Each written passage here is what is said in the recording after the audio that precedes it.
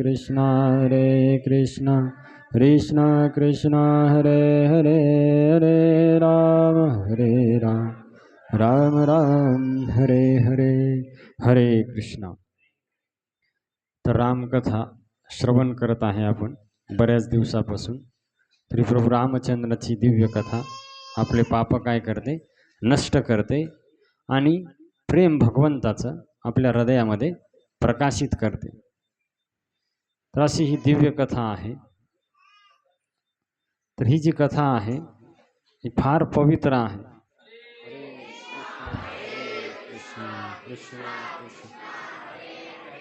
हरे राम राम राम हरे हरे। तर फार पवित्र कथा आहे आणि ज्यावेळेस आपण श्रवण करतो तर आपल्या हृदयातले संशय नष्ट करते आणि जे वाईट गुण आहेत भगवंताच्या भक्तीच्या आड जे येतात ते पण काय करते, हे दूर करते आणि भगवंताचं प्रेम आपल्या हृदयामध्ये प्रकाशित करते। जसं आपण ऐकलं तुळशीदासजी नाव काय दिले ग्रंथाचं, रामचरितमानस। तर जेव्हा आपलं चरित्र पवित्र होईल, मन पवित्र होईल, तेव्हा आपल्याला भगवंताचं काय होईल, दर्शन होईल। तर चरित्र पवित्र होण्यासाठी आपल्याला कथा श्रवण करावं लागेल आणि मन पवित्र होण्यासाठी भगवंताचं नाम जपावं लागेल। तेव्हा आपल्याला काय होईल, भगवंताचं दर्शन होईल, भगवंत आपला आपण समजू शकू। नाहीतर असं भगवंत समजणार नाही, कारण भगवंत परम पवित्र आहेत। पवित्राणांच पवित्र मंगलांच मंगलम। तर भगवंत पवित्र आहे, तर त्यांना जाणण्यासाठी आपल्याला पण काय बनावं लागते, पवित्र बनावं लागते। तर जेव्हा आपण कथा श्रवण करू, भगवंताचं नाम घेऊ, तर आपण पवित्र होऊ आणि जेव्हा आपण पवित्र होऊ तर मग भगवंताचं नाम रूप लीला धाम आपल्याला काय होईल, समजल। कारण भगवंत दिव्य आहे, तर त्यांना जाणण्यासाठी आपल्याला पण दिव्यता प्राप्त करावं लागते। तर ती दिव्यता या कथा श्रवण केल्यानं आणि भगवंताचं नाम जपल्यानं काय होते, प्राप्त होते। त्याच्यामुळं आपण भगवंताचं नाम जपायला पाहिजे। हरे कृष्ण कृष्ण कृष्ण हरे हरे हरे राम राम राम हरे हरे। तर काल आपण कथा श्रवण करू लागलो की भरतजी अयोध्येचं राज्य त्यांनी स्वीकार केलं नाही, तर स्वतः पण निघले आणि त्यांच्यासोबत सर्व अयोध्यावासी प्रभू रामचंद्राच्या दर्शनासाठी चित्रकूटाकडे त्यांनी काय केलं, प्रयाण केलं। तर वाटेमध्ये त्यांनी काय केलं, शृंगेरपूरच्या तिथं एक मुक्काम केला आणि निषाद राजाला घेऊन भरत महाराज कुठं जाऊ लागले, प्रभू रामाच्या दर्शनासाठी। कुठं, चित्रकूटात। चित्रकूटावर भगवंत निवास करू लागले। कामदगिरी नावाचा पर्वत आहे चित्रकूटाच्या तिथं। तर त्या पर्वतावर एक कुटी बांधून प्रभू राम लक्ष्मण आणि सीता माता राहत होते। तर त्या दिशेनं भरत महाराज जाऊ लागले। तर काल आपण कथा श्रवण केली की गंगा पार करून गेले, त्याच्यानंतर त्यांनी काय केलं की प्रयागमध्ये स्नान केलं, तीर्थराज प्रयाग। आणि प्रयागमध्ये स्नान केल्याच्या नंतर त्यांनी वरदान काय मागितलं प्रयागाला, की माझे जे मन आहे तर हे नेहमी प्रभू रामाच्या रामसीतेच्या चरणी राहू। निष्काम भक्तीचं काय केलं, त्यांनी वरदान मागितलं आणि तीर्थराजाने ते दिलं पण, प्रयागाने ते वरदान दिलं। आणि त्याच्यानंतर मग त्यांनी भरद्वाज मुनीच्या आश्रमामध्ये एक मुक्काम केला आणि मग भरद्वाज मुनीनं सांगितलं तुम्ही पुढं जा।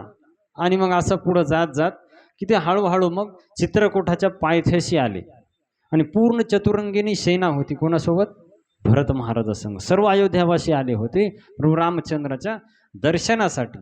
तर इथं जे कोलभी लोक राहायचे प्रभू रामचंद्राच्या सोबत, तर त्यांनी भगवंताला सूचना केली की अयोध्येचं सैन्य येत आहे, भरत आहे आणि बाकीचे पण लोक आलेले आहेत।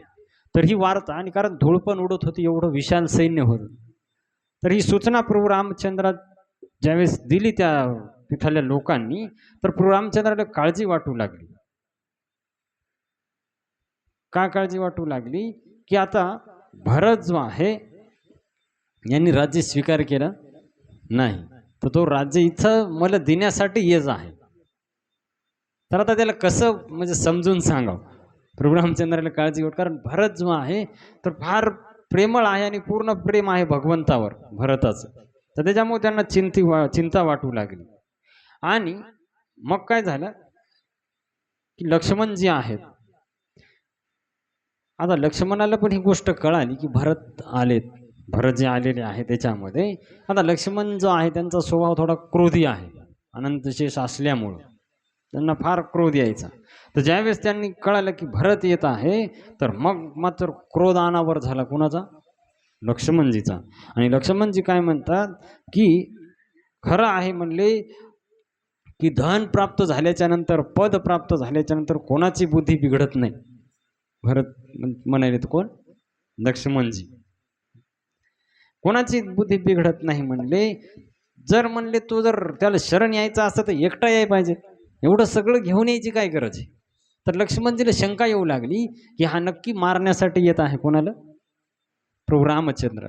तर त्याच्यामुळे कारण ते म्हणले की ज्यावेळेस एखाद्या व्यक्तीला धन प्राप्त होते, पद प्राप्त होते, तर तो व्यक्ती आपल्या पदावरून भ्रष्ट होते. कळालं का? जसं चंद्र जो आहे, चंद्रानं गुरुपत्नीशी काय केला? संग केला. गुरुपत्नीशी रतला क्षयरोग त्या चंद्राला. त्याच्यानंतर नहुष राजाला ज्यावेळेस इंद्र बनवलं, तर त्यांनी सप्तर्षीलाच पालखीला लावलं आणि मग त्यांनी अजगर बनण्याचा काय केला? शाप दिला. नहुष स्वर्गाधिपती पावला आणि भुजंगत्व झाला. कळालं का? भुजंगाचं शरीर त्याला प्राप्त झालं. त्याच्यानंतर वेन राजा एवढा नीच झाला की त्यांनी सर्व वेद मर्यादा काय केली? सोडून दिली. कशामुळं? या पदामुळं. तर सहस्त्रबाहू, इंद्र असे भरपूर राजे झाले म्हणे की त्यांनी कलंकित झाले. तर तसं भरताला पण आता अभिमान झालेला दिसायला राजाचा. त्याच्यामुळं तो आता रामावर आक्रमण करण्यासाठी येत आहे. पण त्याला असं माहीत नाही की रामासोबत कोण आहे. काय ना का? श्रीरामासोबत कोण आहे हे भरताला माहीत नाही. म्हणले आज युद्धामध्ये जे श्रीराम आहेत त्यांना कळल की लक्ष्मणजी काय करतील. सर्व सेनेचा, लक्ष्मण म्हणजे सर्व सेनेचा संहार करतील. कारण प्रभू राम एकटे नाहीत म्हणे, त्यांच्यासोबत कोण आहे? लक्ष्मण आहे. तर सर्व सेनेला मी काय करीन? मारून टाकील म्हणले. तर हे बोलू लागले कोण? लक्ष्मणजी. आणि प्रभू रामचंद्र ऐकू लागले. तर भरत ज्याला म्हणतात लक्ष्मणजी प्रभू रामचंद्राला, तर हे ना माझं बोलणं काय असं अनुचित तुम्ही वाटून घेऊ नका, तरी तुमच्यासाठीच मी हे करायलो. कारण म्हणले की विषयाच्या वेलीला अमृताचं फळ येत नाही. तर कैकेयीचाच पुत्र आहे तो. तर जिनं तुम्हाला एवढा वनवास दिला, तर त्याचा पुत्र कसा चांगला असेल? एवढा भरत महाराजाचा काहीच दोष नाही भरतजीचा, पण आईच दोषी असल्यामुळे त्यांच्यावर प्रत्येक जण संशय घ्यायचा की याचा पण हातभार असेल कशामध्ये? या रामाला वनवासामध्ये पाठवण्यात. तर मी क्षत्रिय आहे म्हणले आणि प्रभू रामाचा सेवक आहे. तर त्याच्यामुळं मीच आहे. कारण म्हणले धूळ साधी राहते, पण जेव्हा हवा सुटते ती डोक्यावर जाऊन बसते. तर तसा अभिमान झालाय म्हणले भरताला. आणि मग काय केलं लक्ष्मणजी ना? माफी मागितली, हात जोडून भगवंताची आज्ञा मागितली प्रभू रामचंद्राची, आणि जटा बांधली डोक्याला. कमरेला काय केलं? भाता हे केला. धनुष्य हातामध्ये घेतलं आणि बाण घेऊन सज्ज झाला. आणि म्हणले मी आज भरताला धडा शिकवणार, असं म्हणून लक्ष्मणजी तयार झाले. कारण आता पूर्वीचा राग मी काढायचा टाईम आलाय म्हणले. आणि भरपूर क्रोध आला होता लक्ष्मणजीला अगोदरपासूनच. पण प्रभू रामचंद्र सांगायचे शांत बस, शांत बस. पण आता म्हणले मी सर्व राग आता काढणार आहे. तर सर्वांना मी मैदानामध्ये काय करीन? नक्कीच मारून टाकीन. म्हणले प्रत्यक्ष शिवजी जरी मदतीला आले, लक्ष्मणजी काय म्हणाले पहा, तरी त्यांना बी मी आज काय करीन? पराजित करील म्हणले. तर एकदम क्रोधामध्ये लक्ष्मणजी बोलू लागले.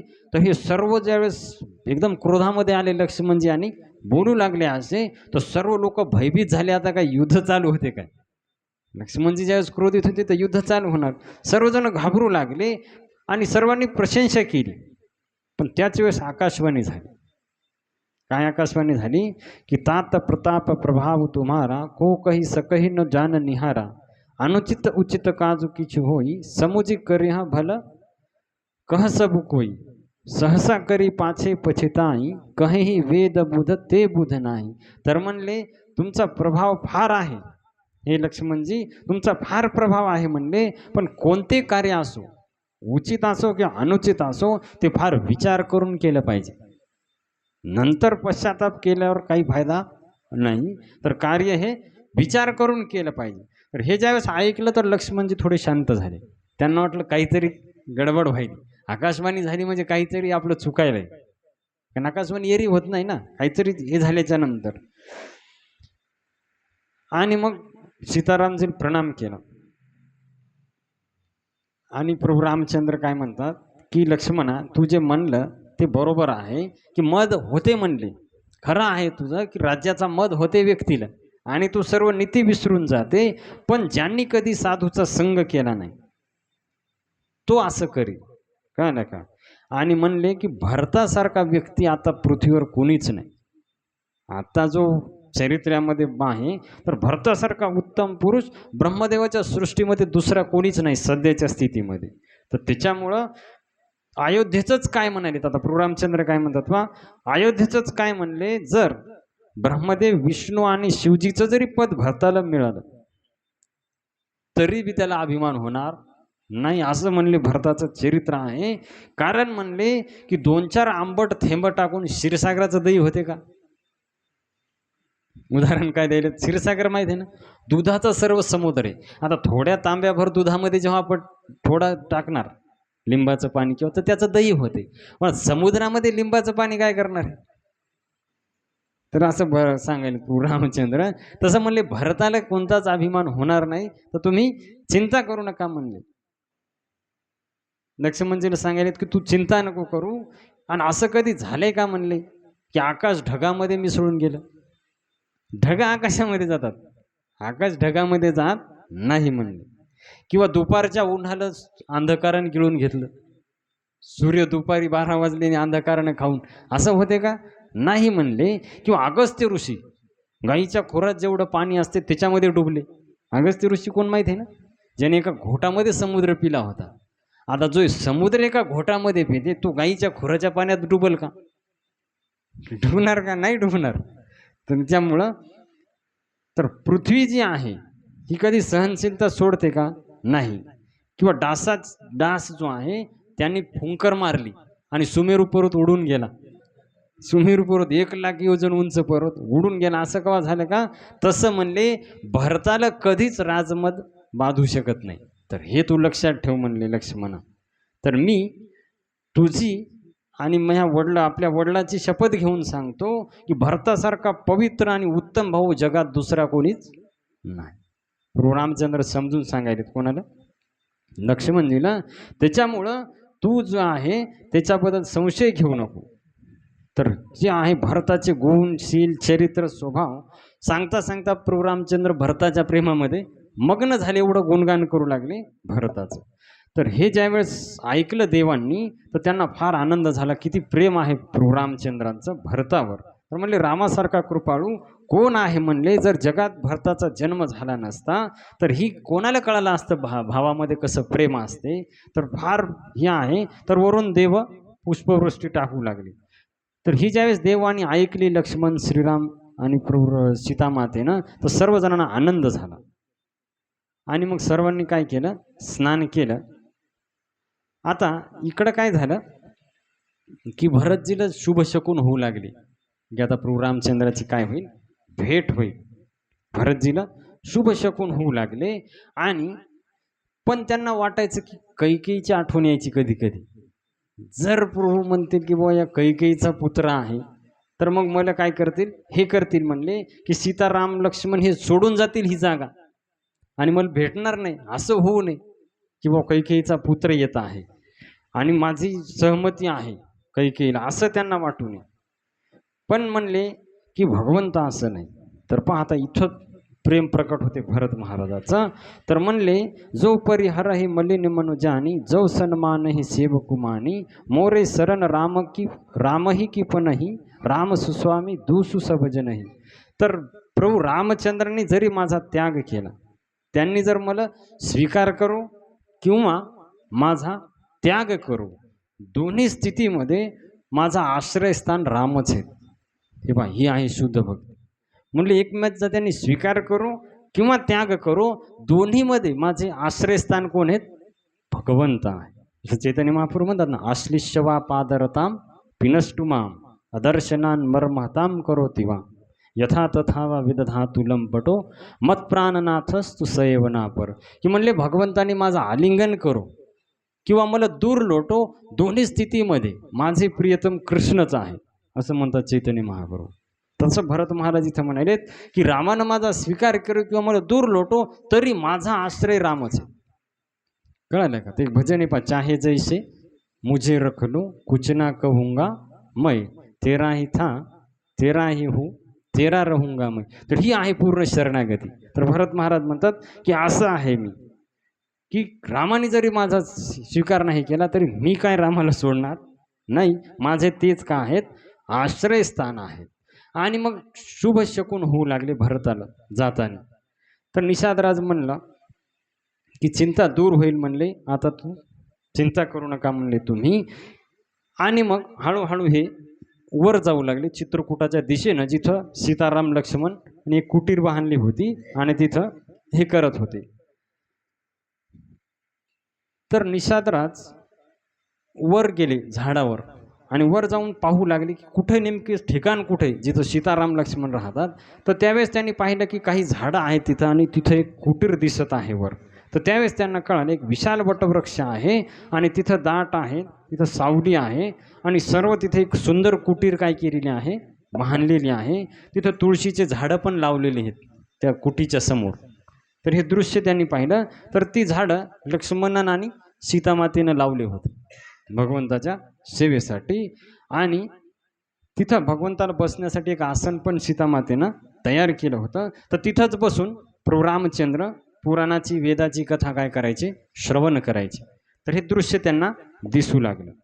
आणि ज्यावेळेस मग वर चढू लागले तर प्रभू रामचंद्राचे चरणचिन्ह दिसू लागले कुठं कुठं उमटलेले. पण भगवंत चालायचे ना तिथं चित्रकूटाच्या तिथं. तर ते चरण ज्यावेळेस पाहिले तर भरत महाराज त्या चरणावर पडून रडू लागले. किंवा प्रभू राम या वनामध्ये अनवाणी पायानं काय करायलेत, फिरायलेत. तर भरतजी त्याच्यावर डोकं ठेवून काय करायचे, रडायचे. तर ही त्यांची ही दशा पाहून देवांना आनंद होऊ लागला की काय प्रेम आहे भरताचं प्रभू रामावर, की चरणचिन्ह पाहून भरताची ही दशा होत आहे. तर वरून ते फुलं टाकू लागले भरताच्या स्वागतासाठी. आणि असं करत करत मग हळूहळू वर जाऊ लागले. आता वर गेल्याच्या नंतर त्यांनी पाहिलं आता काय कसं स्थिती आहे पहा. वर ज्यावेळेस गेले हळूहळू तर राम आणि लक्ष्मण दोघंच बोलत आहेत. कसं कंडिशन आता भरत महाराज ज्यावेळेस वर चाललेत तर तुळशीदासजी वर्णन करायचं. हे पहा शुद्ध भक्त ज्यावेळेस वर्णन करतात तर त्यांना ते दृश्य साक्षात दिसत आहे, असं नाही की ते असं चुकीचं सांगायला. त्यामुळे शुद्ध भक्ताच्या मुखातून आपण कथा ज्यावेळेस श्रवण करतो तर आपल्याला ते पूर्ण ज्ञान होते जशाला तसं, कारण त्या गोष्टीचा त्यांना अनुभव असते. जसं रामायणामध्ये एकदा वर्णन येते, तुम्ही पण ऐकलं असेल, की एकदा हनुमानजी, आता पुढं तो प्रसंग येईल, ज्यावेळेस लंकेला गेले होते, पुढं लंकेला ज्यावेळेस गेले होते तर अशोक वाटिकेमध्ये गेले जिथं सीतामातेला ठेवलं होतं कोणी, रावणानं. तर तिथं गेल्याच्या नंतर आता ज्यावेळेस रामायण लिहू लागले, भावार्थ रामायण, संत एकनाथ महाराज, तर भावार्थ रामायणाची ज्यावेळेस रचना करू लागले तर त्यावेळेस त्यांनी काय लिहिलं रामायणामध्ये, की ते अशोक वाटिकेतले फुलं पांढरे होते. अशोक वाटिकेतले फुलं कसे होते, पांढरे होते. आता हनुमानजी जे असतात जिथं रामकथा होते, प्रभू चरित्र सुनिबेकू रसिया राम लखन सीता मन बसिया, तर जिथं कथा होते तिथं ते श्रवण करण्यासाठी जातात. तर ते प्रकट झाले ज्यावेळेस एकनाथ महाराजांनी लिहिलं तर ते प्रकट झाले. अरे म्हणे खोटम कोण म्हणते पांढरे होते, मी गेलतो म्हणे स्वतः तिथं, मला तर लाल दिसत होते. हनुमानजी प्रकट झाले आणि म्हणले मी पाहिले डोळ्यांनी फुलं कसे होते, लाल होते. तर एकनाथ महाराज म्हणले तुम्ही काही म्हणा, पण मला जे दिसायले ध्यानामध्ये समाधीमध्ये तर त्याच्यात फुलं कसे आहेत, पांढरे. म्हणले तुम्हाला माहीत का, मला माहीत, मी स्वतः गेलो तिथं. हनुमानजी म्हणाले एकनाथ महाराजांना, म्हणले असं कसं शक्य आहे, मी स्वतः गेलतो. ते म्हणले मला असं दिसायले प्रत्यक्ष लीला. मग म्हणले तिसरा आता कोणतरी लागेल ना, दोघांमध्ये ज्यावेळेस भांडणं होतं तर कोण लागत आहे, तिसरा लागत आहे. मग म्हणले तिसरं कोण होतं तिथं, म्हणले सीता माता होती. मग चला म्हणे त्यांना विचारू. तर एकनाथ महाराज हनुमानजी दोघं जण कुठं गेले, सीतामातेपाशी गेले. आणि सीतामातेपाशी गेल्याच्या नंतर सीतामातेला विचारलं की फुलाचा रंग कोणता होता, कारण तुम्ही होते म्हणले तिथे 1 वर्ष, तुम्हाला तर सर्व माहीत आहे. तर सीतामाता तर लक्ष्मण हे जे आहेत एकनाथ महाराज म्हणले पांढरे होते, हनुमानजी माहीत लाल होते. मग सीतामाता म्हणले दोन्हीपैकी सांगा आता कोणते होते.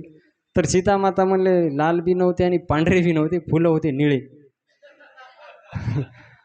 अरे म्हणले हे तर अवघड झालं आता. आपल्याला वाटलं इथं समस्येचं निदान निघाल, आता ते जास्त समस्या निर्माण झाली. आता फुलाचा कलर सांगेल कोण?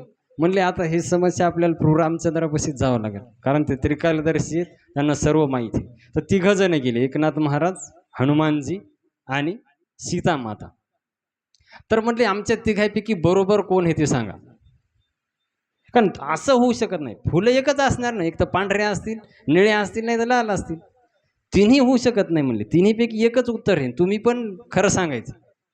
तिघांनी सांगितलं. एकनाथ महाराज हात जोडून उभे राहिले, सीतामाता आणि हनुमानजी. आता प्रभू रामचंद्राला वाटलं काय सांगावं आता. तर प्रभू रामचंद्र म्हणले तुम्ही तिघही बरोबर आहेत. नाही नाही म्हणले प्रभू, तुम्ही हे असंच करता नेहमी, खरं सांगा म्हणे, आम्ही काय भांडणं करणार नाही, काय लगा जे आहे त्याचा आम्ही स्वीकार करणार. तर भगवंत म्हणले खरं सांगा तुम्ही तिघं पण बरोबर आहेत. म्हणजे असं कसं काय? पण एकनाथ महाराज फार बुद्धिमान. एकनाथ महाराज म्हणले जी वास्तविक स्थिती आहे ती सांगा म्हणले, बदल नका सांगू. तर त्याच प्रभू रामचंद्र म्हणले एकनाथ बरोबर आहे. म्हणले असं कसं काय? आम्ही तर दोघं होतो तिथं. एकनाथ आता जन्माला आला ना आता रामायण लिहायला, असं कसं शक्य आहे? तर पहा म्हणले, मूळ रंग फुलाचा होता पांढरा. कसा रंग होता? पांढरा होता. आणि एकनाथ मूळ स्थितीमध्ये वर्णन करायला जी खरी आहे ती. मग हनुमानजी म्हणले मला लाल का दिसले? तर म्हणले ज्यावेळेस तुम्ही लंकेला गेले, तुम्हाला एवढा क्रोध आला होता, एवढा क्रोध आला होता की त्या क्रोधामुळे तुमचे डोळे लाल झाले, आणि जशी दृष्टी तशी सृष्टी. आणि ज्या रंगाचा आता पांढरा कलर असेल, पण चष्मा जर लाल रंगाचा घातला तर पांढरा दिसेल का कलर? त्याच्यामुळे तुम्हाला. मग सीतामाता म्हणले मला का निळे दिसत होते? म्हणले तुला माझ्याशिवाय दुसरं काही दिसतच नाही, सगळीकडे राम दिसते म्हणे तुला, त्याच्यामुळं तुला ते रंग कसा दिसत होता? निळा. पण एकनाथ जे आहे ते मूळ स्थितीमध्ये वर्णन करायचे, त्याच्यामुळे त्यांचं म्हणणं बरोबर आहे. तर हे पहा, मी एका सांगितलं माहिती आहे का, शुद्ध भक्ताला खरं ज्ञान असते लिहिलेचं, ते खरं वर्णन करतात, त्याच्यामुळे त्यांच्या मुखातून ऐकाय पाहिजे. तर तुलसीदासजी इथं वर्णन करायले पूर्ण विस्तारपूर्वक की काय प्रसंग आहे चित्रकूटावर, कशा प्रकारे ते हे करत आहे. आता काय केलं होतं पहा, प्रभू रामचंद्राचं वर्णन करतात, ते कसे दिसत होते आणि काय करत होते. ज्यावेळेस भरत महाराज आता वर चढू लागले चित्रकूट पर्वतावर, जे कामदगिरी पर्वत आहे तो वर चढत होते. तर चढता चढता त्यांना दिसलं, काय दृश्य दिसलं पहा आता, की प्रभू रामचंद्रांनी काय केलं होतं, डोक्यावर जटा होत्या प्रभू रामचंद्राच्या, कमलेलं वल्कले घातली होती झाडाच्या साली, त्याच्यानंतर बाणाचा भाता बांधलेला आहे, हातामध्ये एक बाण होता, खांद्यावर धनुष्य होतं, आणि तिथं साधू संत बसलेले होते भगवंताच्या शेजारी, आणि सीताराम होते, कळालं का? आणि राम आणि लक्ष्मण दोघं बोलत होते, ही जी भरताविषयी त्यांची चर्चा चालू होती. आता काय झालं की लक्ष्मणजीचं तोंड इकडं आहे, आता दोघं समोरासमोर उभे आहेत. थोडं दृश्य मनाला थोडं न्या तिथं चित्रकूटावर, असं तर नाही आठवणार, तर असं कोणी गेलं नसलं तर असं जा कथेमध्ये चिंतनाद्वारे. तर प्रभू रामचंद्र इकडून उभे आहेत, इकडून लक्ष्मणजी उभे आहेत, कळालं का? तर भरत महाराज इकडून यायलेत प्रभू रामचंद्राच्या पाठीकडून. कुठून यायलेत? त्याच्यामुळे प्रभू रामचंद्राला भरतजी दिसलं. तर पहिल्यांदा दिसले कोणाला? लक्ष्मणजी. तर ज्यावेळेस त्या आश्रमामध्ये प्रवेश केला, त्या वातावरणामध्ये, तर भरताचा शोक सगळा निघून गेला. जितकं दुःख झालं होतं ते निघून गेलं त्यांचं. आणि ज्यावेळेस त्यांनी हे रूप पाहिलं, जे आता आपण वर्णन केलं प्रभू रामचंद्राचं, तर त्यांनी साष्टांग दंडवत घातला दुरूनच प्रभू रामचंद्राला, कळलं का? जसं आपण म्हणलं ना, लोक निलांबुज श्यामल कोमलांगम सीता समारोपित वाम भागम पानो महासायक चारुचापम नमामि रामम रघुवंशनाथम. तर भगवंताने काय केला? प्रणाम केला दुरूनच. आता हे लक्ष्मणजी दिसत होतं. आता लक्ष्मणजीकडे 2 समस्या होत्या, एक आता बोलायले तर सेवा चालू आहे भगवंताची, आणि दुसरी भक्त आले दर्शनासाठी, तर भगवंताने त्यांची सूचना करायची. तर त्यांनी विचार केला आता दोन्हीपैकी कोणती सेवा श्रेष्ठ आहे. एक तर इकडे चर्चा चालू आहे, एकदम मधात जाणं म्हणजे चुकीचं आहे, बंद करणं बोलता बोलतात, आणि इकडे भरत जे आले, पण म्हणले त्यांनी सांगितलं होतं की बाबा भरतजी मला प्राणापेक्षा काय आहेत प्रिय आहे. मग लक्ष्मणजींनी ती बोलण्याची सेवा सोडून दिली आणि प्रभू रामचंद्राला सांगितलं प्रभू भरत आलाय. भरतजी पुढं दंडवत करायले. मग प्रभू रामचंद्राला मागं फिरून पाहिलं तर भरत साष्टांग दंडवत करू लागले याच्या. तर प्रभू रामचंद्र गेले एकदम जोरामध्ये चलत चलत आणि जे दंडवत करू लागले भरत महाराज त्यांना काय केलं आलिंगन केलं. तर ही इथं झाली राम आणि भरताची भेट झाली चित्रकूटावर.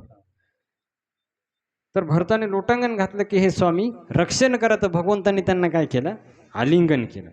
आता काही मिनिटं एक शब्द बी कोणी बोललं नाही.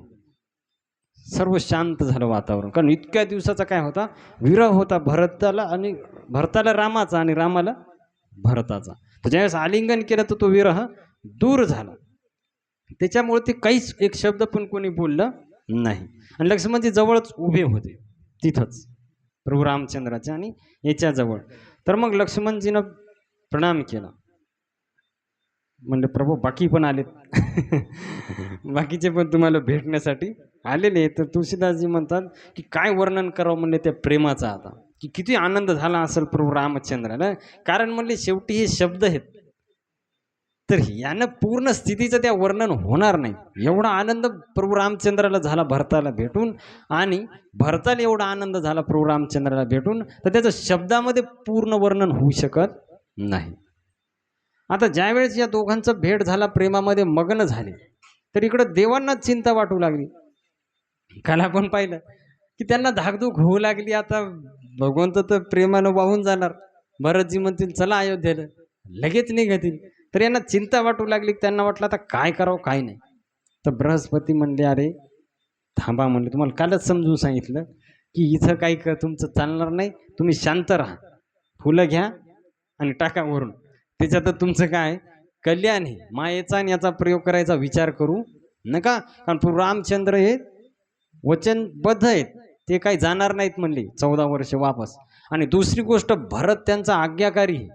तो त्यांची आज्ञा मोडणार नाही. त्याच्यामुळे तुमचं काम होईल. तुम्ही चिंता करू नका. मग त्यांना थोडा आनंद वाटला. मग भजन करू लागले आणि टाकू लागले फुलं. आणि मग प्रभू रामचंद्र शत्रुघ्नाला भेटले. शत्रुघ्न पण आले होते ना. शत्रुघ्नाला भेटले निषाद राजाला भेटले आणि मग लक्ष्मणजी पण भरताला काय केलं आलिंगन केले. ते सर्व पहिलं विसरून गेले. मग लक्ष्मणजी शत्रुघ्नाला भेटले निषाद राजाला भेटले तर सर्वांना काय केलं आलिंगन केलं. त्याच्यानंतर भरत महाराजांनी सीतेच्या चरणाला प्रणाम केला. तर सीतामातेनं आशीर्वाद दिला मस्तकावर हात ठेवून भरत महाराजाला. आणि त्याच्यानंतर मग असं कोणी आता बोललं ना काहीच बोललं कोणीच नाही आणखीन कोणालाच फक्त प्रणाम चालू आहे. आणि मग कोणीच बोललं नाही. तर त्याच्यानंतर मग निषादराज धीर करून पहिलं वाक्य कोण बोलायले आणखीन कोणीच एक शब्द बोललं नाही फक्त प्रणाम चालू आहे आलिंगन चालू आहे. मग निषादराजाने हात जोडले प्रभू रामचंद्राला. म्हणले हे नाथ वशिष्ठ ऋषी पण आलेत आणि तुमच्या माता पण सर्व आलेल्या आहेत. मंत्री पण आलेत. सर्व वियोगाने काय झालेत व्याकुळ झालेत. तर तुम्ही त्यांना पण काय करा भेटा. तर ज्यावेळेस गुरु आलेत हे ज्यावेळेस ऐकलं प्रभू रामचंद्रांनी तर त्यांनी सर्व जागीच ठेवलं आणि वशिष्ठ ऋषीच्या दर्शनासाठी गेले आणि साष्टांग प्रणाम करू लागले. पहा भगवंत असून कोणाला साष्टांग प्रणाम करायलेत गुरुला. तर त्यावेळेस वशिष्ठ ऋषीने त्यांना आलिंगन केलं प्रभू रामचंद्राला. आणि मग बाकी जे आहेत ते पण हळूहळू येऊ लागले. निषादराज आले तर वशिष्ठांनी सांगितलं की यांनी आम्हाला रस्ता दाखवला यांनीच आम्हाला इथपर्यंत घेऊन आले. तर ज्यावेळेस हे सर्व प्रसंग देव पाहू लागले तर त्यांना फार आनंद वाटला. ते लोक वरून काय करू लागले फुलं टाकू लागले आणि सर्वजणाच्या मग भेटी झाल्या. पण सर्वात अगोदर प्रभू रामचंद्र कैकेयीला भेटले. कोणाला पाहिजे वर्णन आहे. प्रथम राम भेटी कैकेयी सरल स्वभाव भगतिमती बेई पग परिकीन प्रबोध बहोरी काल कर्म विधीसर धरे खोरी. तर म्हणले की तिच्या पाया पडले कोणाच्या कैकेयीच्या आणि तिला शांत केलं. कळलं का.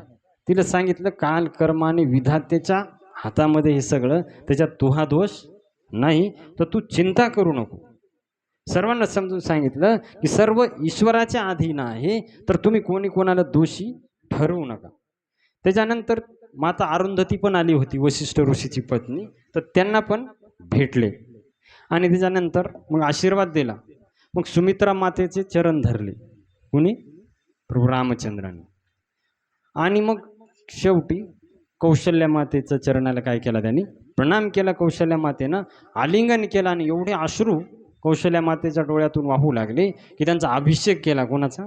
राम आणि लक्ष्मणाचा. ज्यावेळेस दोघं भेटले तर म्हणले की, आता तुलसीदासजी म्हणतात की मी कसं वर्णन करू म्हणले. त्याने दृष्टांत किती सुंदर दिलाय पहा, की काय ती स्थिती आहे, मी वर्णन कसं करू शब्दामध्ये, की जसं म्हणले मुक्या माणसानं फार चांगले पदार्थ खाल्ले आणि त्याला विचारलं चव कशी आहे, कोणी? मुक्या माणसाने. तर सांगता येईल का त्याला? तर तशी माझी स्थिती झाली म्हणे. सर्व कळायले मला, दिसायले, पण शब्दामध्ये ते वर्णन करता येईल जे दृश्य आहे चित्रकूटावरचं. तर अशा प्रकारे तुलसीदासजी वर्णन करायलेत.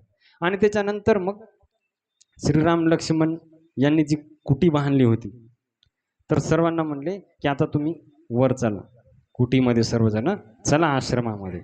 आणि मग सीतामाता आणि प्रभू रामचंद्रांनी वशिष्ठ ऋषीचे चरण धुतले. गुरु आहेत ना, चरण धुतले, त्यांचा आशीर्वाद काय केला, प्राप्त केला. सर्वांना वंदन केलं आणि सीतामातेनं आपल्या सासूला पण काय केला, नंतर प्रणाम केला. तर सर्व गोष्टी झाल्या ह्या. आता मग वशिष्ठ ऋषी हे सर्व ज्यावेळेस भेटू दिलं त्यांनी, आणखीन सूचना प्रभू रामचंद्राला झाली नाही.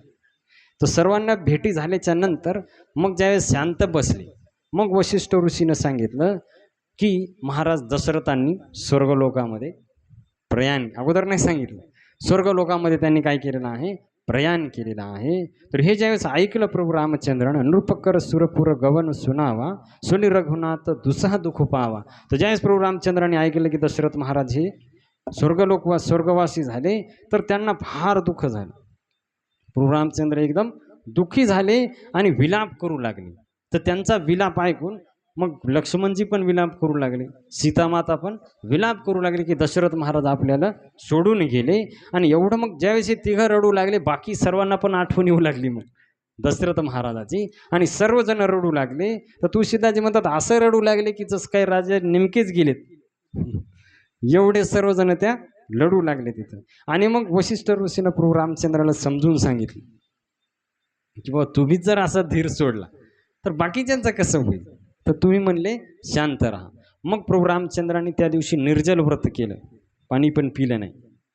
आणि काय केलं, मग दुसऱ्या दिवशी सकाळी वशिष्ठांनी जो जो विधी सांगितला, कळलं का, जे शास्त्रामध्ये विधी दिलेला आहे तो पूर्ण, जे आपण पिंडदान वगैरे करतो ना, ते सर्व त्यांनी केलेले आहे प्रभू रामचंद्रांनी दशरथ महाराजासाठी.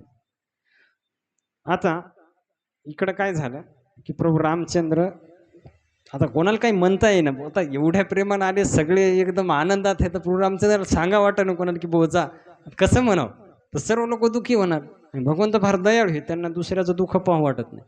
मग ते वशिष्ठ ऋषीपाशी गेले आणि म्हणले हे ना, सर्वजण इथं दुःख सोसायलेत, म्हणजे कंदमुळं फळं खायलेत, सगळे आटम खाणारे लोक, आणि कंदमुळं फळं खावं लागायलेत. तर मला असं वाटायले की तुम्ही सर्वांनी वापस अयोध्येला जावं,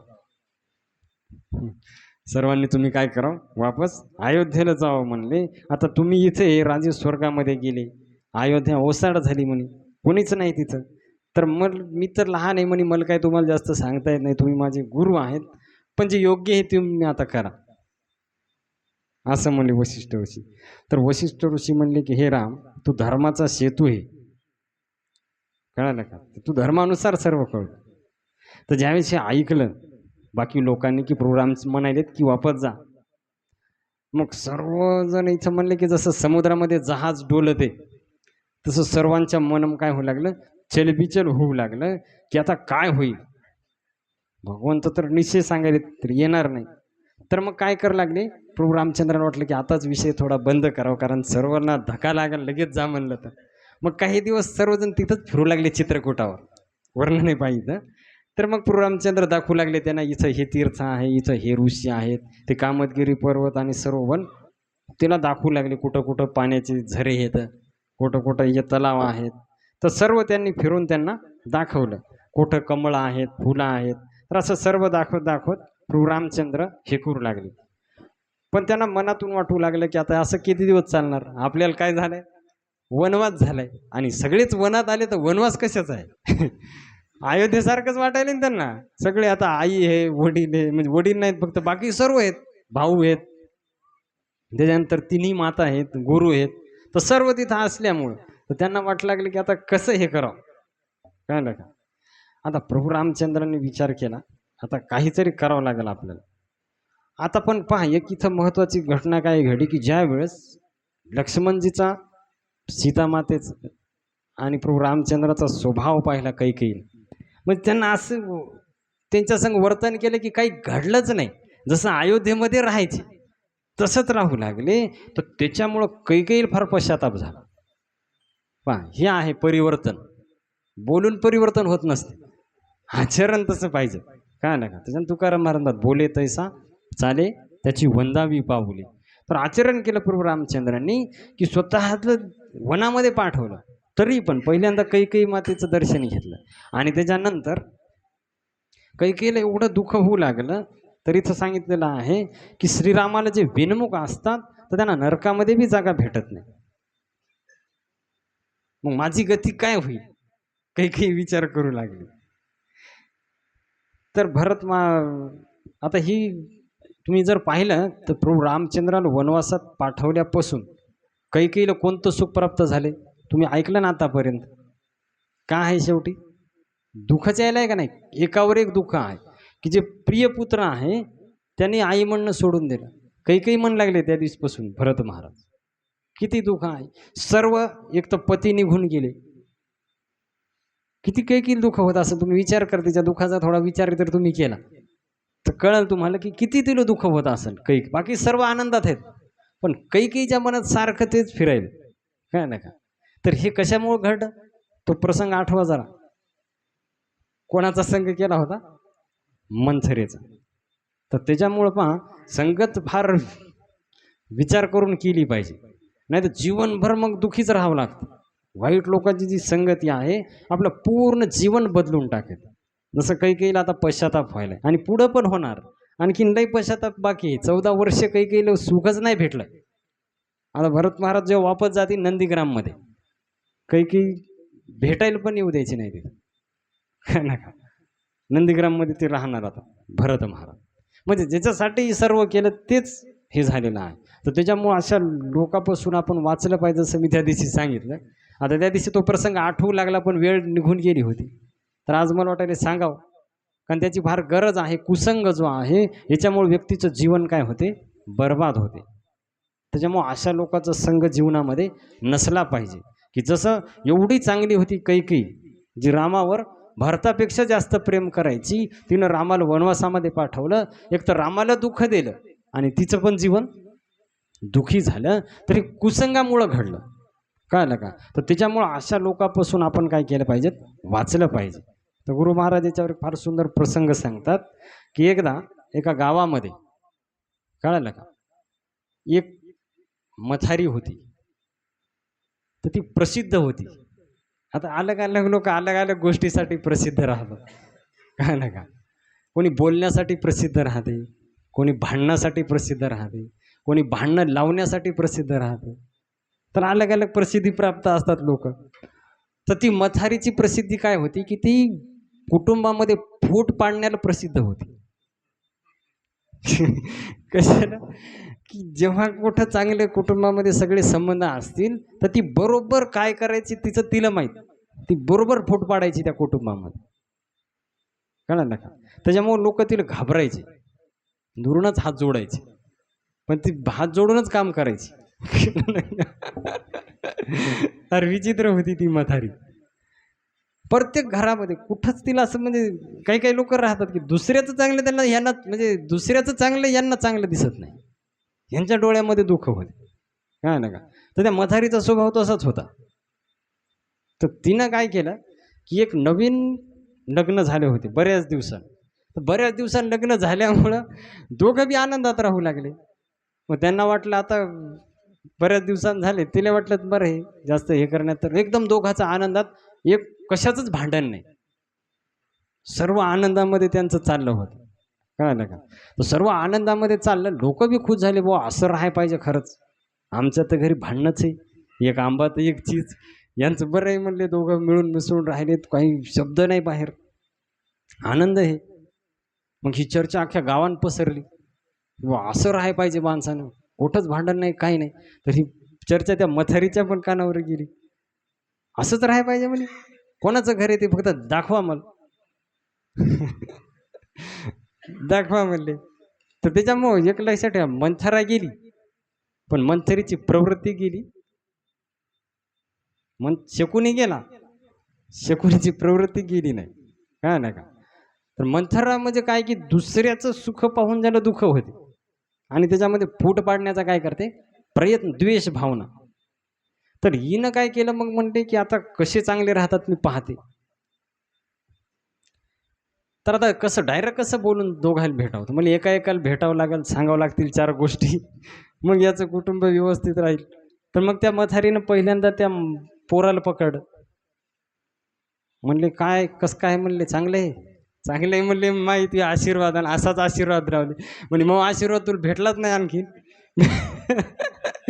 भेटल्यावर कृपा होईल म्हणले तू यावर. म्हणले काय, काय नाही म्हणले, चांगलं आहे, पण आता पण म्हणल्यावर मग कसं माहिती आहे ना तुम्हाला. म्हणजे जाऊ दे, चलू दे. नाही नाही म्हणले, याव पण म्हणजे काय, नेमकं काय प्रॉब्लेम काय. म्हणजे कसं हे तुझी बायको कसं काय, म्हणे काहीच पाहायचं काम नाही म्हणे, अप्सराच आहे दुसरी, काहीच कमी नाही म्हणे तिच्यामध्ये. मग मी तेच म्हणाले, काहीच कमी नाही, अप्सरेसारखीच आहे. पण ती अगोदरचा जन्म तुला माहिती आहे का काही, तू या जन्माचं पाहायला म्हणे. पण मग सगळं कळते म्हणे, मागचं पुढचं सगळं ज्ञान आहे म्हणे. तर म्हणे मागच्या जन्मामध्ये ती राक्षसी नव्हती, हे विसरू नको. तर कधी कधी कसं होते म्हणे, माणसाला पूर्वजन्म आठवते, आणि पूर्वजन्म आठवला, घरात तुम्ही दोघंच आहेत, तुझे मायबापही नाहीत, शेजारी पाजारी बी नाहीत, त्यांचं अलग घर होतं जरा. तर त्याच्या अलग होतं म्हणून टिकलं होतं. हिची सावली गेली नव्हती ना. असे लोक राहतात प्रत्येक गावामध्ये, 2-4 मंथरा आणि 2-4 शकुनी, त्यांचं कामच आहे चांगलं चाललं तिथं भांडणं लावायची. तर मग म्हणले राक्षसीन होती, हां म्हणले, तर कवा कवा माणसाला आठवते मागचं, तर जरा सावध राहा एकटा असताना. आता बघ काहीच नाही, सगळं चांगलं आहे का नाही. पण आता काय केलं, बीज जे म्हणतो ना आपण ते पेरलं संशयाचं. कळलं का, संशयात्मा विनश्यती, संशयाचा विनाश होते का नाही संशयी व्यक्तीचा. तर त्याच्या मनात मग त्या दिवसपासून संशय होऊ लागला, थोडा संशयी दृष्टीनं पाहू लागला ते बायकोकडं. भाऊ राक्षसीन होती, आणि मी जर रात्री झोपलो आणि जर मग गळा दाबला, डायरेक्ट गळा जर धरला, तर करू काय ना, हाडू कसा. त्याला 2 दिवस झोपच आली नाही. आणि मग एक दिवस ही धुणं धुवायला गेली नदीवर, आणि मग हिला पकडलं त्या मथारी. म्हणे कसं काय, चांगलं आहे म्हणे, ती आशीर्वाद म्हणे. मग आशीर्वाद अर्धाच भेटला, आता पूर्ण भेटल. 2-4 गोष्टी मी सांगते आई. म्हणे सांगा, तुम्हाला अनुभव आहे. मग सगळा अनुभव आहे मला, ह्या गावाचा अनुभव आहे. ऐक म्हणे, 2-4 गोष्टी मी सांगते. म्हणे काय. तर म्हणले कसं हे, की आता प्रत्येकाचं अलग अलग जीवन असते, अलग अलग, तर मागच्या जन्माचं अलग अलग संबंध राहते. तर तू हा पती म्हणे मागच्या जन्मामध्ये समुद्रामध्ये होता, तर त्याच्यामुळं त्याच्या शरीरामध्ये मिठाचं प्रमाण जास्त आहे. आता मिठाचं प्रमाण जास्त आहे म्हणल्यावर म्हणले, तर तसं काय नाही, चालते म्हणे, तेवढं काय नाही, पण जरा सावध राहायचं म्हणे जरा. आता असं म्हणल्यावर मथारी का हसत याला, तिच्या मनात आता संशय निर्माण होऊ लागला. मिठाचं प्रमाण जास्त आहे, मी आता आतापर्यंत चव पाहिलीच नाही. मग म्हणले आता चव कशी पाहिली, तर म्हणजे आता डायरेक्ट कसं पाहावं म्हणले, जाऊ झोपल्यावर तो पाहता येईल म्हणले. आणि याला काही झोपच येणं गेली त्या दिवसपासून, हे डाऊट मध्येच होता. आता मग गेलं, मग 1-2 दिवस गेले असेच संशयामध्ये. तर एक दिवस पाय दाबून संध्याकाळच्या वेळेस तुझ्या पाय दाबू लागली, तर आता त्याच्या मनात संशय आहे की पायाकडून सुरू करते. हरे कृष्णा हरे कृष्णा कृष्णा हरे हरे राम राम. आणि हिच्या मनामध्ये संशय आहे की डोळे लावले की मग पाया चाटून पाहता येईल. मीठ आहे का नाही, चाटल्याशिवाय कसं कळलं मीठ आहे का नाही. आणि मग त्यांना थोडं याला काची झोप यायली. नाटक करायला फक्त झोपाचा आणि सगळं लक्ष हिच्या तोंडाकडं. कळलं का. तर ही वाट पाहिली केव्हा डोळे लावते. आता जसे त्यानं डोळे लावायचं नाटक केलं तशी जीभ बाहेर काढली आणि पायाला जरासं चाटल्यासारखं केलं की ती उडी मारली ताडकन, त्याला वाचवा वाचवा, मेलो मेलो. गावातले लोक जमा झाले, म्हणले काय झाले बाबा. अहो म्हणे मला माहित नव्हतं राक्षसीन आली, वाचवा मी आता मरतो, मी काय जगत नाही. लोक आले म्हणे काय झालं काय झालं. अहो बरं झालं म्हणे त्या मधारीने सांगितलं, नाही तर मोह काय खरं नव्हतं. आज शेवटचा दिवस झाला असता म्हणे, वाचवा म्हणे. त्यानं बाहेरून कडी लावून घेतली म्हणे, तिला कुठंतरी नेऊन घाला. म्हणे तुहीच बायको नाही म्हणे, ती राक्षसी नाही. बायको नाही म्हणे, आता लगेच मला डायव्हर्स घ्यायचा आहे, मला हिच्या संग राहायचं नाही. तर हे आहे प्रभाव कशाचा, कुसंगाचा. आता मला सांगा दोन्ही गोष्टी होत्या का. ती राक्षसीन बी नाही आणि याच्यामध्ये मीठ बी नाही, पण संशय निर्माण केला आणि विनाश झाला. शकुनीनं काय केलं तेच केलं, दुर्योधनाला ढिलच पडू दिलं नाही. शेवट लोक पूर्ण हस्तिनापुराचा काय झालं, विध्वंस झाला कुरुक्षेत्रामध्ये, एवढे लोक मेल. तसंच मंथर आहे ना, एवढी चांगली कैकेयी जी प्राणापेक्षा रामावर प्रेम करायची, तिनं संशयाचं बीज पेरलं कोणाच्या मनामध्ये, कैकेयीच्या. आणि मग जीवनभर पश्चाताप. काय ना का एवढं दुःख आहे कैकेयीचं वाल्मिकी रामायणामध्ये विस्तारपूर्वक वर्णन, की किती दुःख झालं कैकेयीला. ते नेहमी कोणी बी संशयित दृष्टीने, ते एक तर चांगलं कोणी बोलायचंच नाही, काय ना का. आणि जे बोलायचे ते संशयित दृष्टीनं, हिच्यामुळं रामाला वनवास झाला. ही सगळ्या अनर्थाचं मूळ आहे. तर ती ऐकून ऐकून असं हे झालं, ते असं वाटायचं जीव द्यावं. अशी परिस्थिती झाली होती कैकेयीची. तर हा कुसंगाचा प्रभाव असतो. त्याच्यामुळे याच्यापासून आपण वाचलं पाहिजे आणि सत्संग केला पाहिजे. हरे कृष्णा कृष्णा कृष्णा हरे हरे, हरे राम राम राम हरे. तर इकडं आता प्रभू रामचंद्राला कळलं ना, आता काय सांगावं, की आता यांना जा कसं म्हणावं सगळ्यांना. भरत महाराज एवढं प्रेम, सर्व आई आलेले आहेत. आणि इकडं वशिष्ठ ऋषीला वाटू लागलं, म्हणजे भरताला वाटू लागलं की वशिष्ठ ऋषीला आपण सांगू, त्यांची आज्ञा प्रभू रामचंद्र टाळणार नाही. कौशल्यला आणि यांना सांगू वशिष्ठाला, म्हणजे काय करतील ते आज्ञेचं पालन करतील. तर मग काय म्हणले आता काय करावं. तर मग वशिष्ठ ऋषीने एक मिटिंग बोलवली, सर्वजण या म्हणे, आता निर्णय करू आपण काय करायचं. तर सर्वांना ज्यावेळेस हे केले, तर भरत महाराज बसले, प्रभू रामचंद्र, लक्ष्मणजी, शत्रुघ्न, बाकी सर्वजण बसले. तर वशिष्ठ ऋषी काय म्हणतात, धर्म धुरेन भानुकुल भानु राजा राम सोबस भगवान. तर राम जे आहे म्हणे सूर्यकुलाचे सूर्य आहेत श्रीरामचंद्र, आणि स्वतंत्र भगवंत आहेत. तरी पण त्यांनी काय केलंय, वडिलाच्या आज्ञेसाठी आलेले आहेत कुठं, वनामध्ये, काय नका. आणि ते वचनाचं पालन करण्यास पक्के आहेत. आपण ऐकतो ना, एक वचनी एक बाणी एक पत्नी, मर्यादा पुरुषोत्तम आहे. तर त्याच्यामुळं ते जे आहेत, तर ते काही वापस येण्याची शक्यता नाही. ते आपल्या वडिलाचं वचन पूर्ण करणार म्हणले, आणि त्याच्यामुळं आपल्याला वापस जावं लागेल आणि भरताला राज्य सांभाळावं लागेल. हे त्यांचं काय आहे, वचन आहे म्हणले. त्याच्यामुळं सर्वांनी आपण हे करायला पाहिजे. आता ज्यावेळेस वशिष्ठ ऋषी असे सांगून हे बाकी सर्वांना पटवू लागलं, पण भरतजीला काय हे आवड नाही गेलं. म्हणजे असं कसं काय, तर म्हणले वनवासच दिलाय ना. आता पहा भरताचा निर्णय काय, तर मग आम्ही दोघं वनामध्ये राहतो, भरत आणि शत्रुघ्न, आणि राम लक्ष्मणाला वापस जाऊ द्या. आम्ही 14 वर्ष राहतो, वनवासच दिलाय ना दोघायला. तर आम्ही दोघं राहतो वनामध्ये, आणि राम पहा किती प्रेम भरताचं. म्हणजे राम लक्ष्मणाला वापस जाऊ द्या कुठं, ह्याच्यामध्ये अयोध्येमध्ये, आणि त्यांना राज्य करू द्या. तर प्रभू रामचंद्राला वाटलं लागलं, आता कसं समजून सांगावं भरता. भरतजी ऐकायलाच तयार नाही. सर्वजण समजून सांगायले, पण भरताचं एकच, मी दास आहे, मी राज्यावर बसणार नाही. तर राम बसतील म्हणले याच्यावर. आता भरतजीचं म्हणणं बी टाळता येईन, आणि प्रभू रामचंद्र तर सत्यवचन ते पण टाळता येईन. तर म्हणले आता ठीक आहे, उद्या मीटिंग भरू पुन्हा. म्हणजे निर्णयच लागे ना, मीटिंग होऊ लागली पण निर्णय काहीच लागे नाही गेला. भरतजी कुणी लागेना आणि राम कुणी लागेना. तर म्हणले आता उद्या निर्णय घेऊ. आता भरतजीला म्हणले प्रभू रामचंद्र, पाय सगळं खरं आहे म्हणले, पण आता आपले वडील गेले म्हणे आपले, कशासाठी, वचन पूर्ण करण्यासाठीच गेले का नाही. तर आपल्याला त्यांच्या वचनाचं पालन करावं लागते म्हणे, कारण रघुकुल रीत सदा चली आई, प्राण जाई पर वचन न जाई. तर प्राण गेले तरी आपल्याला वचन सोडता येत नाही म्हणले. तर त्याच्यामुळं आपल्याला, मला असं वाटायला की तो वापस जाव आणि राज्य काय करावं, स्वीकार करावं.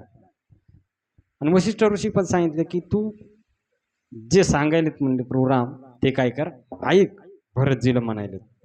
तर भरतजी काय ऐकायला तयार नाही. ते नाही म्हणले मी काय सिंहासन घेणार नाही आणि मी काय राज्य स्वीकार करणार नाही म्हणले. मग असा आता निर्णय काहीच लागेना पहा. असे बरंच म्हणजे निर्णय त्यांनी तयार केला, सांगितला, पण भरताच्याकडे पाहून निर्णय कॅन्सल होऊ लागला. ते भरताचं प्रेम पाहून रामाचं काही हे होईना, धीर होईना. कारण एक लक्षात ठेवा, भगवंत आहेत सामर्थ्यशाली, पण ते राक्षसासाठी आहेत. भक्तासाठी भगवंत कसे आहेत, हात जोडून उभे राहतात, मागे पुढे उभा राहे सांभाळीत आली या आघात. भक्तासाठी भगवंत कठोर नाहीत, काय नका. भगवंत भक्तासाठी एकदम, एक भजन आहे, भगत के वशवे हे भगवान. तर आहेत ते सामर्थ्यशाली, पण वश कोणाचे आहेत. या दुर्वासा ऋषीच्या कथेमध्ये पण येते की साधूनाम हृदयम तुहम, मी साधू माझ्या हृदयामध्ये काय करतात, वास करतात. मी स्वतंत्र नाही, मी साधुर्बीर ग्रस्त हृदयो भक्तेर भक्त जनप्रिय.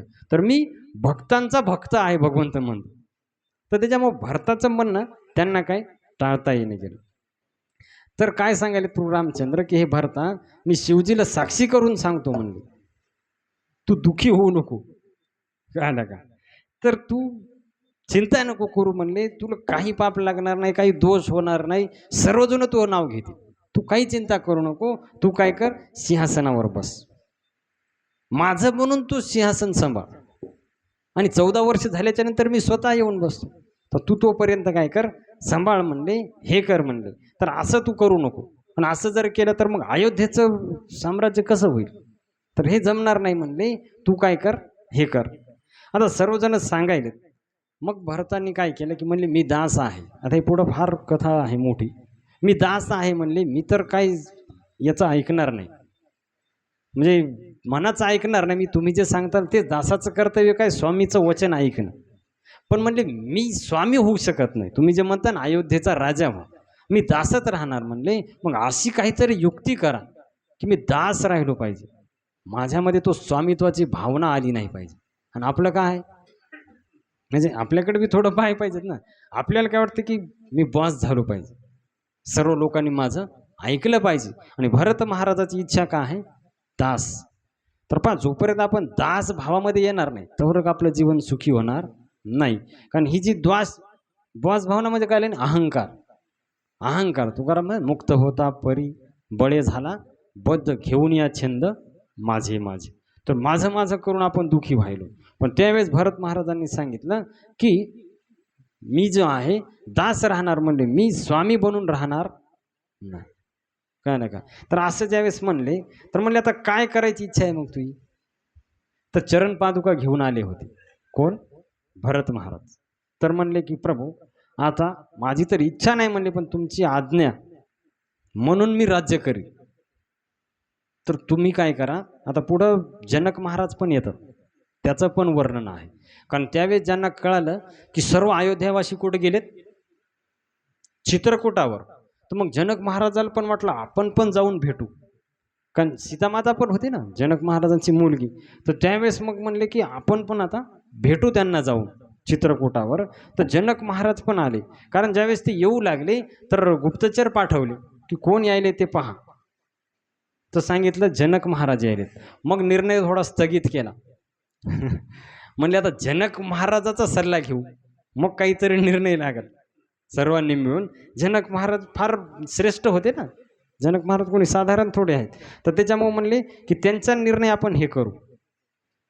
तर जनक महाराजांनी काय केलं, मग त्यांच्या संग त्यांची पत्नी पण आली होती, सुनैना माता. आता त्यांच्या भेटीचं पण वर्णन आहे की ज्यावेळेस ती पाहिलं सीतेचं रूप, आता किती दुःख झालं असेल. ज्यावेळेस त्यांनी पाठवलं होतं अयोध्येला, तर कसं रूप होतं, पूर्ण एकदम सजवलेलं रूप. आणि ज्यावेळेस त्यांनी पाहिलं की सीतेच्या अंगावर वनवासी कपडे आहेत, पूर्ण हे केलेलं आहे, कोणतं जास्त हे नाही, अंगावर शृंगार नाही कोणताच. तर फार दुःख झालं सुनैना मातेला, जनक महाराजाला. पण आनंद बी झाला की बा पतीला सोडलं नाही ना, कळलं का? म्हणजे आनंद आणि दुःख दोन्ही पण झालं. तर जनक महाराजांनी आलिंगन केलं सीता मातेचं. त्याच्यानंतर सुनैना मातेनं पण आलिंगन केलं. त्यांच्या डोळ्यातून अश्रू वाहू लागले, की काय आपल्या लेकीला हे झालेली आहे, ही वेळ आलेली आहे. आणि मग जनक महाराज आल्याच्या नंतर आता कैकेयीचं फार दुःख होऊ लागलं. पहा, जागोजागी वर्णन आले, पश्चाताप होऊ लागला. कोणी आलं की ते वाटायचं माझंच नाव निघणार आणि सर्वजण माझ्याच नावाने काय करणार, हे करणार. सर्व कशामुळे झालं, कैकेयीमुळे झालं. सर्वजण प्रसन्न झाले, पण कैकेयीला आनंद झाला नाही जनक महाराज आल्याच्या नंतर. कारण तिला वाटू लागलं की आता काय म्हणतील लोक. तर असे बरेच दिवस गेले तिथं, कळालं का? पण काही हे वाटा नाही गेलं, काही निर्णय लागा नाही गेला. मग सर्वांनी ठरवलं की आता जनक महाराज जे म्हणतील ते सर्वांनी ऐकायचं. आता हो नाही करायचं नाही, जे अंतिम निर्णय सांगतील ते सर्वांनी काय करायचा, ऐकायचा. आणि इकडं देव बी फार चिंतेमध्ये होते. तिथले चिंतेत नव्हते, देवांना बी वाट लागले असंच करून जर शेवटी भगवंत पिघळले तर आपली सगळी योजना बिघडल. देवांना वरून चिंता होती की काय होईल आणि काय नाही. कारण भगवंत फार दयाळू आहेत ना, भक्त वत्सल आहेत. तर कधी ते पिघळतील भक्तासाठी काही सांगता येत नाही म्हणले. तर त्याच्यामुळं मग म्हणले आता काय करावं लागेल. तर विश्वामित्र ऋषी पण आले होते, कळलं का? कारण सर्वांना कळालं की अयोध्यावासी सर्व गेलेत. तर विश्वामित्र ऋषी म्हणले की प्रभू राम जे म्हणाले ते बरोबर आहे म्हणे, सर्वांनी काय करायला पाहिजे, पालन करायला पाहिजे. आणि मग जनक महाराज जे आहेत, तर जनक महाराजांनी काय केलं की म्हणले आता शेवटी सर्वांचं म्हणणं येऊ लागलं की रामाचं बरोबर आहे. कारण मग दशरथ महाराज गेले कशामुळं, दशरथ महाराज वचनासाठी तर गेले. आणि मग आता मेल्याच्या नंतर त्यांचं वचन मोडणं हे किती चुकीचं आहे, सर्वांना हे कळू लागलं. पण भरतजीचं प्रेम पाहून कोणाची इच्छा होईना गेली भरताच्या विरुद्ध बोलायची. कारण एवढं प्रेम होतं की त्यांचा स्वार्थ काहीच नाही ना, सर्व त्यांचं कशासाठी चाललं होतं, प्रभू रामचंद्राच्या संतुष्टीसाठी. तर त्याच्यामुळं मग आता सर्वजण, सुमित्रा माता दुखी झाली, कौशल्या दुखी झाली. तर कोणालाच कळलं आता काय करायला पाहिजे. तर कौशल्या माता काय म्हणली, कोणाचाच काही दोष नाही म्हणे, सर्व कर्माच्या अधीन असते, ईश्वराच्या अधीन असते. तर त्याच्यामुळं त्यांचीच आज्ञा सर्वांना ही आहे. तर मग जनक महाराजांनी सर्वांनी मग मिळून एक शेवटी अंतिम मीटिंग बसवली. म्हणजे आता आज अंतिम निर्णय, असं किती दिवस चालणार, म्हणजे वनवास मग होणारच नाही, असेच किती दिवस अयोध्यावासी इथं राहणार. तर सर्वजण म्हणले की आता काहीतरी हे करा, निर्णय लावा म्हणले. कारण अयोध्येमध्ये कोणी नाही ना, शत्रू आक्रमण बी करू शकतात. सर्वजण इकडे आलेले आहेत, तर अयोध्येचं सिंहासन रिकामा आहे, तर जास्त दिवस असं ठेवता येणार नाही म्हणले. तर जनक महाराज जे आहेत ते म्हणले आता आपण निर्णय लावू म्हणले शेवटचा. तर सर्वजण बसले. तर आता शेवटी भगवंत आहेत, काय ना का, भगवंत ते भगवंतच असतात. तर त्यांनी काय केलं मग की सर्व असं एवढ्या सुंदर रीतीनं समजून सांगितलं किती आवश्यक आहे वडिलाचे वचन पालन करणं आणि भरताला. तर याच्यामुळं काय होणार म्हणजे दोन्ही वचन पूर्ण होणार. प्रभू रामचंद्र काय सांगू लागले, एक तर पहिलं वरदान काय होतं दशरथ महाराजांचं, देहू एक वर भरत ही टीका, की भरताला काय होईल, एका वरानं राज्य होईल आणि दुसऱ्या वरानं रामाला वनवास 14 वर्ष. तर हे दोन्ही वर पूर्ण होतील म्हणले जर भरत सिंहासनावर. मी तर इकडं राहणारच, हे 14 वर्ष मी काय जाणार नाही. आणि भरत जर बसला तर हे सर्वजण काय होतील, आपलं जे वचन आहे ते पूर्ण होईल म्हणले. तर त्याच्यामुळं जनक महाराजांनी म्हणलं की हे भरत म्हणले, तू सर्व प्रेममूर्ती आहे, साक्षात प्रभू रामचंद्राचं तू प्रेमच आहे मूर्तिमान, सर्वजण तुझी पूजा करतात म्हणे. आणि तुझ्यासारखं प्रेम कोणी करू शकत नाही म्हणजे प्रभू रामचंद्रावर. मीच काय म्हणले की ब्रह्मदेव, शिवजी, गणेशजी, सरस्वती सर्वजण मिळून बी तुझ्या चरित्राचं आणि तुझ्या प्रेमाचं वर्णन करू शकत नाही. हे तू सर्व खरं आहे म्हणले. पण आता तू आहे रामाचा दास, मग दासाचं कर्तव्य आहे स्वामीच्या आज्ञेचं. जनक महाराज म्हणाले दासाचं कर्तव्य काय, स्वामीच्या आज्ञेचं पालन करणं म्हणले. तर त्याच्यामुळं आज्ञेचं काय करायला पाहिजे, पालन करायला पाहिजे, की प्रभू रामचंद्राने जी आज्ञा केलेली आहे ते पालन करायला पाहिजे. मग भरत महाराजाचं मन हळूहळू बदलू लागलं. म्हणले खरं आहे, तर शेवटी मी कोण आहे, दास आहे आणि दासाचं कर्तव्य स्वामीच्या आज्ञेचं काय करणं, पालन करणं. तर त्यांनी काय केलं होतं, खडाऊ आणल्या होत्या सोबत भरत महाराजांनी, काय ना का, त्या खडाऊ आणल्या होत्या. तर खडाऊ आणल्याच्या नंतर ते म्हणले की प्रभू मी राज्य करील म्हणले. आता तयार झाले भरत महाराज. सर्वांनी ज्यावेळेस त्यांनी पाहिलं की सर्वच विनंती करायत ना, म्हणजे सर्वांचं म्हणणं होतं की भरताने राज्य स्वीकार करायला पाहिजे आणि रामानं 14 वर्ष वनामध्ये राहण्याचं तर वचन घेतलेलं आहे. मग सर्वांनी ज्यावेळेस म्हणले तर मग भरत महाराज तयार झाले आणि त्यांनी काय केलं की त्या खडाऊ आणल्या होत्या. खडाऊ माहित आहे ना, जे लाकडी पहिल्या चपला वापरायचे लाकडाच्या, एक हे राहायचं त्याला पादुका म्हणतात ना, तर त्या आणल्या होत्या भरत महाराजांनी. तर म्हणले प्रभू हे राज्य तुमचं आहे, मी कोण आहे, सेवक आहे, तर मी तुमचंच राज्य म्हणून राज्य करीन, मी माझं म्हणून करणार नाही. त्याच्यामुळं तुम्ही काय करा म्हणले की याच्यावर उभे राहा. भगवंतांनी चरण काय आणल्या नव्हत्या वनामध्ये, अनवाणी पायानं प्रभू रामचंद्र, कारण वनवास आहे ना, तर अनवाणी पायानं काय करायचं त्याच्यामध्ये चालायचे. तर मग त्यावेळेस काय केलं की त्या चरण पादुकावर प्रभू रामचंद्राने आपले चरण ठेवले. प्रभू रामचंद्रांनी चरण ठेवले त्या पादुकावर आणि मग भरत महाराज म्हणले की ह्याच पादुका सिंहासनावर विराजमान होते आणि मी यांचा दास म्हणून कार्य करीन. कळालं? भरत महाराज काय म्हणले की ह्या पादुका सिंहासनावर विराजमान होतील आणि मी रामाचा दास म्हणून काय करीन, कार्य करीन. हरे कृष्णा कृष्णा कृष्णा हरे हरे, हरे राम राम राम हरे हरे. तर मी त्यांचा दास म्हणून कार्य करील म्हणले, त्याच्यामुळं मी काही स्वामी बनणार नाही. आणि मग सर्वांनी म्हणले की ठीक आहे, काही हरकत नाही म्हणले, पण तुम्ही राज्य सांभाळा. आणि मग भरत महाराजांनी काय केलं की त्या चरण पादुका ज्या आहेत त्या मस्तकावर घेतल्या. कळलं का? जुनं जे रामायण आहे पहा, त्याच्यामध्ये फार सुंदर दाखवलेले ते भरत महाराजांनी प्रभू रामचंद्राची भेट, जे रामानंद सागरचं जुनं रामायण आहे. आता नवीन रामायणामध्ये माहीत नाही काय दाखवायचे, तर ते पूर्ण शास्त्रानुसार रामायण आहे तयार केलेलं. आणि त्याच्यामध्ये एवढं सुंदर आहे ते वर्णन, ज्यावेळेस भरत आणि रामाची भेट होते आणि भरतजी ज्यावेळेस ते चरण पादुका घेऊन जातात, तर एवढं सुंदर त्यांनी ते भजन तिथं म्हणलंय ना, असं ते हे तयार केलेलं आहे की असं वाटतं की साक्षात आहे ते चित्रकूटावरचा प्रसंग, असं ज्या वाटते. कारण त्यांच्या डोळ्यातून सारखे अश्रू वाहतात. मस्तकावर प्रभू रामचंद्राच्या काय आहेत, चरण पादुका आहेत. आणि त्यांनी भजन पण एवढं सुंदर म्हणलेलं आहे की शीश पे खडाऊ, का राम भक्त ले चला रे राम की निशानी, शीश पे खडाऊ आखियों में पानी, राम भक्त ले चला रे राम की निशानी. तर डोळ्यामध्ये अश्रू आहेत, मस्तकावर काय केल्यात, चरण पादुका घेतल्यात आणि ते चरण पादुका घेऊन मग तयार झाले जाण्यासाठी. आणि प्रभू रामचंद्र म्हणले आता सर्वजण तुम्ही अयोध्येला वापस जा, मी बरोबर 14 वर्षाच्या नंतर येईल. आणि भरतानी एक वचन घेतलं प्रभू रामचंद्राकडून जाताना, म्हणले हे प्रभू मी चाललो तुमच्या आज्ञेनुसार, पण एक लक्षात ठेवा की 14 वर्ष ज्या दिवशी पूर्ण होतील तर एक दिवस जर उशीर झाला तर मी शरीर अग्नीमध्ये प्राण देईल. कळलं का? अग्नीमध्ये काय करील, प्राण देईल, स्वतःचं शरीर संपून टाकील म्हणले. एक दिवस पण तुम्ही उशीर नाही झाला पाहिजे, मी एक दिवस मोजणार म्हणले. आणि एक दिवस जरी उशीर झाला, त्याच्यामुळे तुम्ही पाहिलं असेल की प्रभू रामचंद्रांनी काही कोणाचं घेतलं नाही, पण जेव्हा रावणाचा वध केला, विभीषणाचा राज्याभिषेक केला, तर प्रभू रामचंद्र म्हणले की मला एक उपकार करा म्हणले माझ्यावर, मला पुष्पक विमान द्या. का आता लंकेतून अयोध्येमध्ये जायचं किती अंतर आहे. आणि म्हणले भरताने वचन घेतले माझ्याकडून एक दिवस पण लेट नाही झालं पाहिजे, नाहीतर म्हणले तो अग्नीमध्ये प्रवेश करील. म्हणून पुष्पक विमानामध्ये बसून गेले प्रभू रामचंद्र, कुठं, अयोध्येला. कळालं का?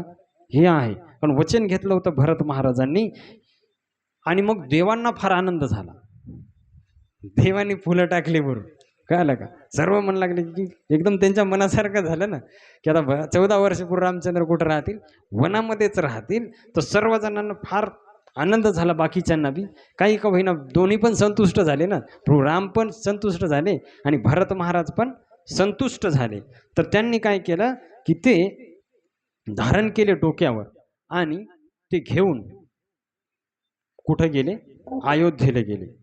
अयोध्येला गेले आणि अयोध्येला गेल्याच्या नंतर काय केलं पहा की ती जी चरण पादुका आहेत त्या सिंहासनावर विराजमान केल्या, जिथं दशरथ महाराज बसायचे त्या सिंहासनावर विराजमान केला.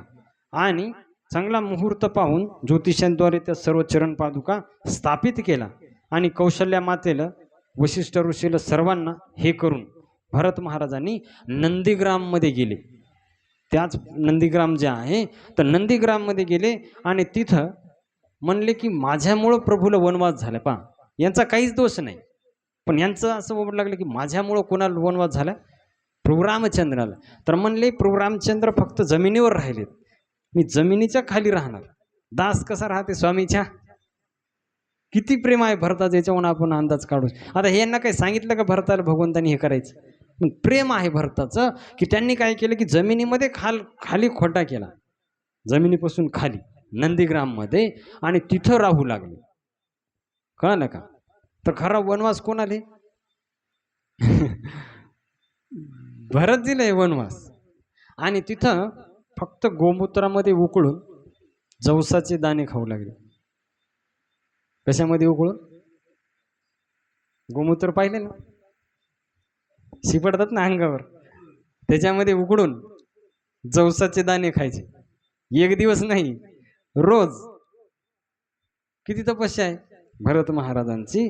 आणि ते काय करायचे, पूर्ण जटा केल्या त्यांनी बी तयार, प्रभू रामचंद्रासारख्या वल्कल धारण केले, पूर्ण वनवासी वेश प्रभू रामचंद्रासारखं. कारण ते पाहून आले होते प्रभू रामचंद्रांनी कसा पूर्ण बाकीचे ते जे आहेत ते भांडे ते सर्व त्याग, काहीच नाही, कंदमुळं आणि ते बस पूर्ण वनवासी वेशामध्ये, दागिने कपडे काहीच नाही. ते भोग जे आहेत चांगले अन्न ते सर्व हे करून सोडून दिलं त्यांनी आणि तिथं राहू लागले कुटी करून त्या नंदीग्राममध्ये. आणि काय करायचे की जे काही काम असेल त्या चरणपादुकापाशी जाऊन सांगायचे की आज हे आहे, मी असं असं करणार आहे.